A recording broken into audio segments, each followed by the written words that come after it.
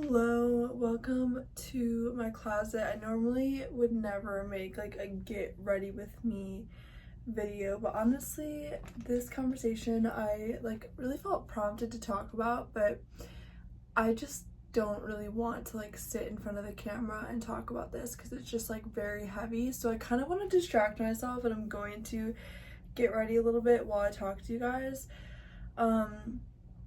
Just because I don't really feel like I can just sit here and talk about it. So anyways, 5 days ago, I lost my cousin who literally like was a piece of my heart to like an overdose. Yeah. And it was fentanyl overdose. It was just, it's very, very, very upsetting. It's very sad. The type of relationship that we had, me, her, my twin sister, and her twin sister is like something that I can't even like put into words. Like the four of us are literally like all different like corners of like a heart or like a square. Like we just like fit each other. We grew up together, like spent so much time together. It was like always the four of us. I say it was because I feel like when I went to college, it kind of like broke off a little bit. Like they got into high school and like we went off to college, so we weren't hanging out as much. But forever will be my sisters. So it's been about 5 days now. I've definitely got to process a lot out, and I still I'm not in front of anybody, and I think that's why I can say this without crying. Because yesterday I was literally at like one of my Bible studies, and like I couldn't even say it without crying. So yeah, I think it helps that you guys aren't really in front of me. But anyways, I wanted to talk about some of the initial questions, honestly, that I have for God about this situation, because like grief is seriously only something I'm gonna get ready as I talk about this, because again, like this just is so unnatural to me. Like it's so soon, but I really did feel like very prompted to talk about it because I would love to, I would say I would love to have somebody have all of these same thoughts and emotions and feelings that I was having, but I really did. Like my sister kind of went through the exact same process as I am, because we were at the same level of closeness to her. So anyways, I just want to talk about the initial feeling, and the initial feeling of finding out you lost a loved one. And I never had really lost anybody that was super close to me. The only being that I lost was my cat, who literally was like 21 years old. Like he lived such a long life, and there's like different levels of like grief, I feel like, depending on how you lose somebody. Like I just lost my great grandma, but she was 100 years old. Like I rejoice in that. Like she lived an incredible life. The lady can't live till 150. That just doesn't happen anymore. But when it's a loss of somebody at 19, and especially to such a just like horrible cause, it really is, I feel like it hits different. Obviously not only because was she one of the closest people in my life, but because that's not like a typical life cycle. You don't die at 19 years old. That's very young. That's a child basically. So yeah, and I hate to even go here, and this might be therapy for me too, because it sucks. The first probably 2 days, I'm not even kidding, because I found out over a text, which I don't know if I would prefer that over a phone call or in person, but I found out over a text, and I literally replayed seeing the text message in my mind so many times, because it was so it was such a triggering event to me that throughout the day, the feeling, it was so bad. And this is why I always tell people, when you wake up in the morning, don't go on your phone right away, because you can be hit with a really hard message. And I'm so glad that before my day started, I already did my Bible study. I already spent time with God. I gave love to myself first, because once I got hit with that message, once I finally turned my phone on and I saw that, like, I think I was just so much more readily able to receive such a horrible, shocking message. So right away, and like, I can't believe I'm like full on explaining this process, but again, I really feel like this could help. Like, I feel like for me, shock was the initial reaction. I wasn't even crying. I wasn't even, well, I did cry like 5 minutes after, but initially, like, I felt like my body like got hit with something. Like, I couldn't even process what was said. It was like, for a second, I didn't really, like, it didn't make sense to me. And then I was like, oh. And, not gonna expose her life or anything like that, but she was using drugs, so this was kind of in the back of my head a concern of mine, but then again, it wasn't, because I literally had so much faith that, like, her earthly life could have been turned around, like I did, so that when I did receive that message, like, I actually, like, yes, I know what she was walking through and I know what kind of life she was living, but it still, like, came to me as such a shock, because I really believed she would be healed. The last time I saw her was probably about 3 months ago, maybe, and I went over to her house and she was dead asleep. It was like, and when that girl sleeps, she sleeps. Like, you cannot move her. She basically looks dead. So I was like really worried about her. I was like, she's like literally dead asleep.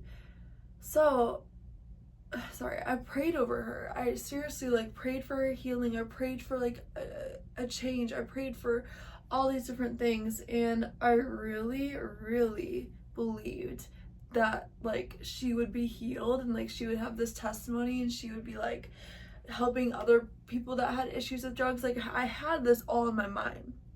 I mean, now I come to know that, like, I still believe my prayer was answered because she's with God, because she's in peace. So like, that to me is still an answered prayer, and I would never ever be mad at God for like not fulfilling like my prayer. And I did hang on to the scripture that said to like pray over people, like you have the power to heal, all these different things, but maybe that is her healing. The first day, like, finding out something like that, that was every single thought I had. Like, every single time I was not talking to somebody or thinking about like something that was happening in that very second was thoughts about her. For me, I think the initial shock that happens isn't necessarily they're not here anymore. It's where are they? Like, that's where my mind goes. For my sister, she had a hard time, or is having a hard time, wrestling with the fact that she's not here anymore. And for some reason, like, that's not what gets me, because I remember feeling the same way with my cat. It was like, where are they? Like, I fully know that heaven's real and I fully believe that like it is far better than earth, but because I'm a human, I can't comprehend what that would look like and what that would be. And like, I of course again believe that it's so great. I believe that it's, again, better than I could ever even imagine.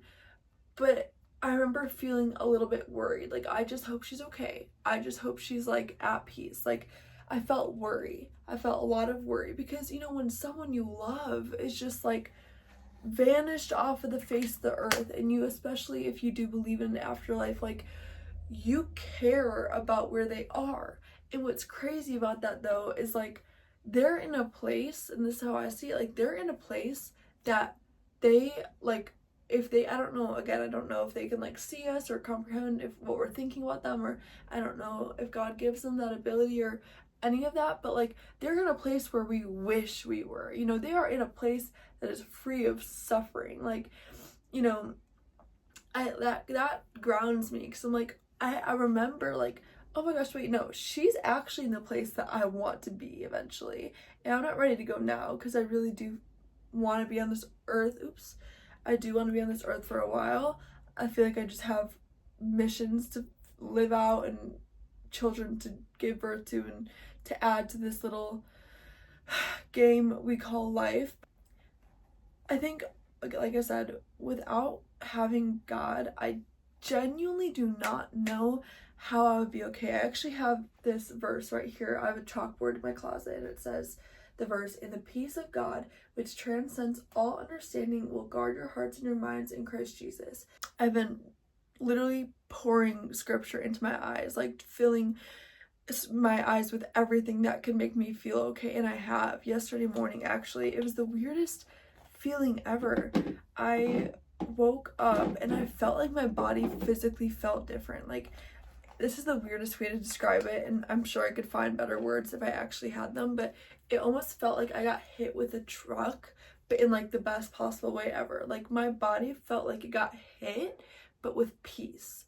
And that is like the best possible thing that I could feel right now, because like in a situation where the humanness in me, you know, wants to worry and wants to be horribly sad and everything, I have all this peace, like knowing that like this was the path that was laid out for her.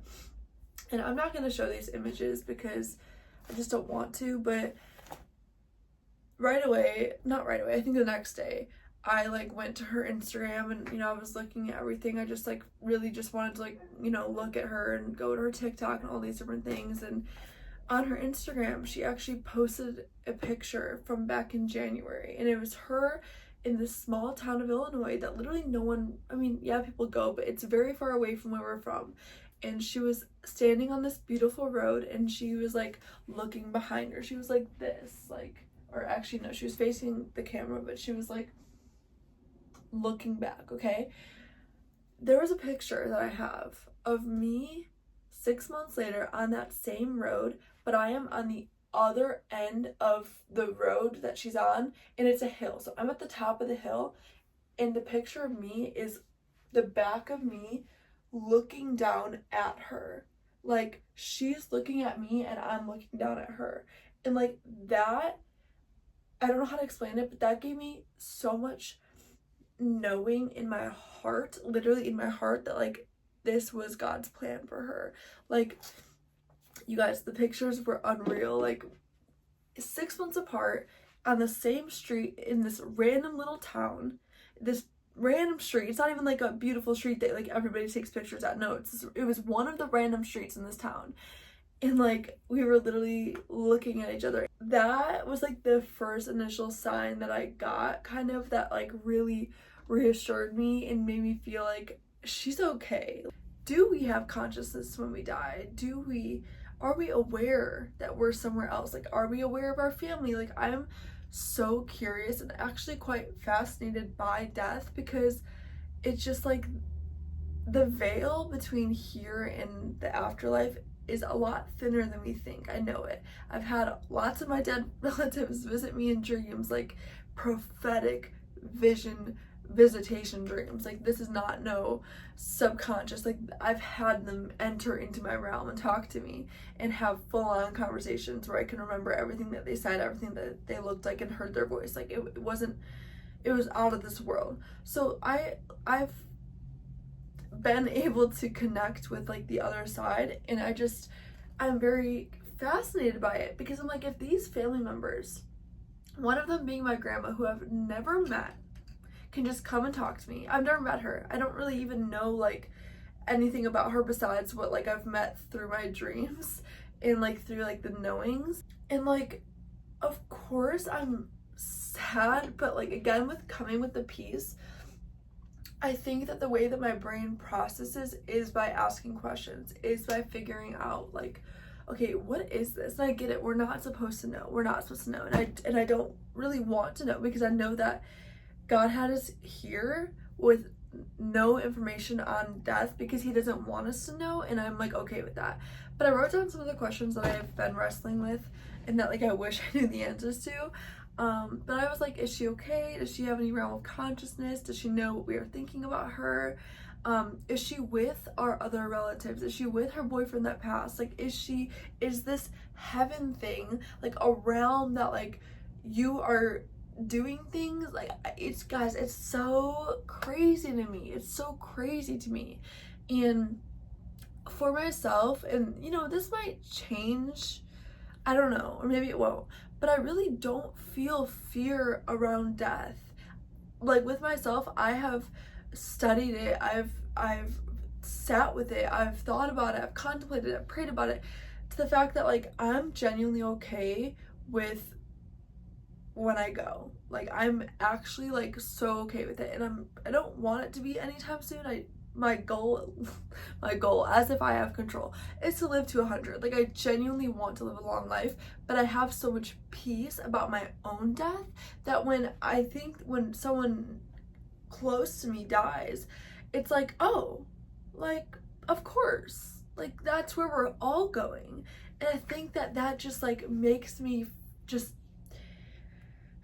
it's again not dismissing the fact that it's horrible and that she didn't get to live a whole lifetime, but it's again with that peace that God gives me. It's like, but that's literally where we're all going. Like Jesus died, came back to life. Like clearly there's something there. If his soul, when he died, I get that he was God, but like he died, his soul was still there, his being was still there, to be able to literally come back. Like not saying that us humans can just come back, but that almost gives me hope, as like there's still, her essence is alive, you know? Then I had this question of like, and I know the answer to be false, so I don't even know why I asked it, but I said, does she miss it here?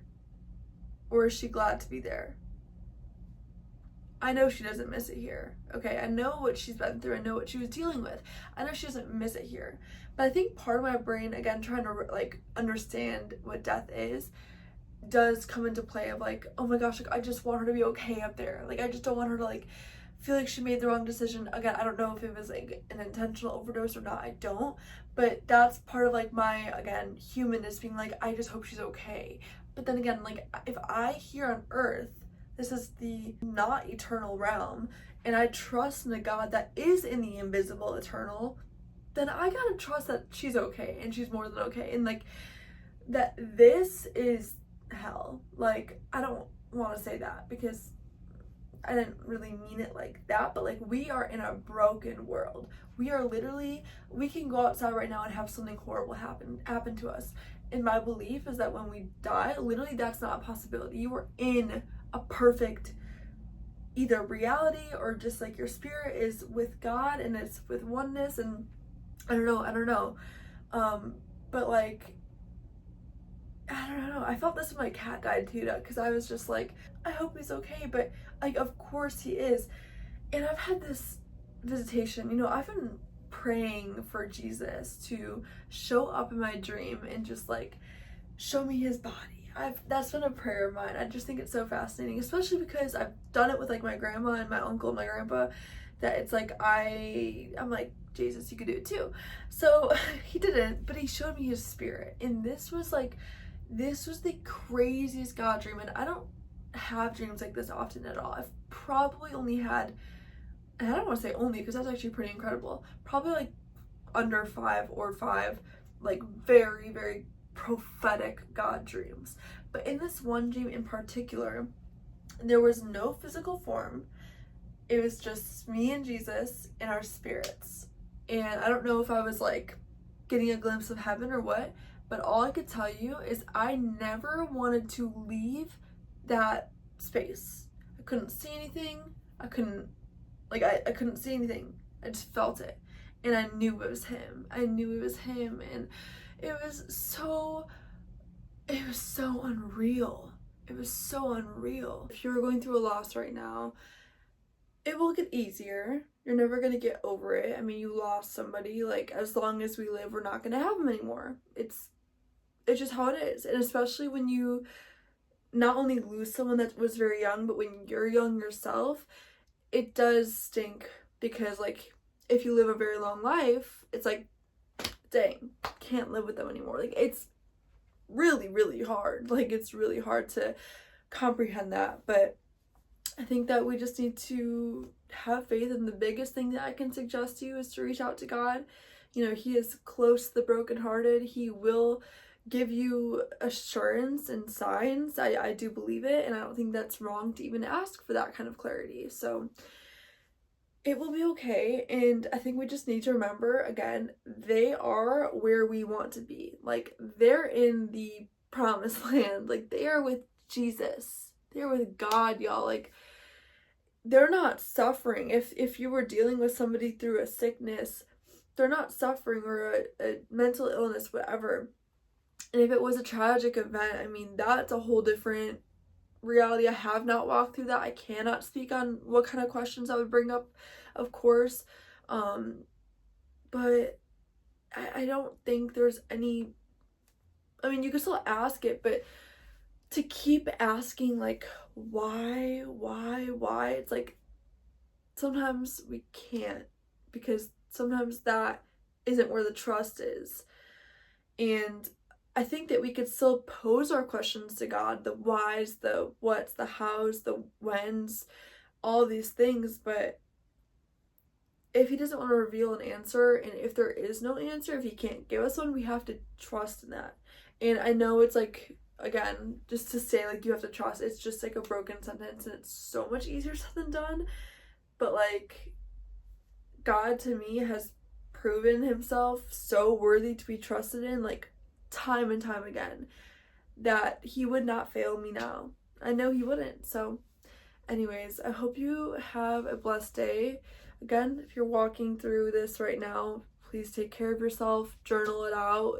You will feel so much better when you just get these thoughts out, and just trust that you have a new angel in heaven. Like, I don't know, I'm so glad she's okay, because I know it, and I know that everyone that you are worried about is okay too. I promise.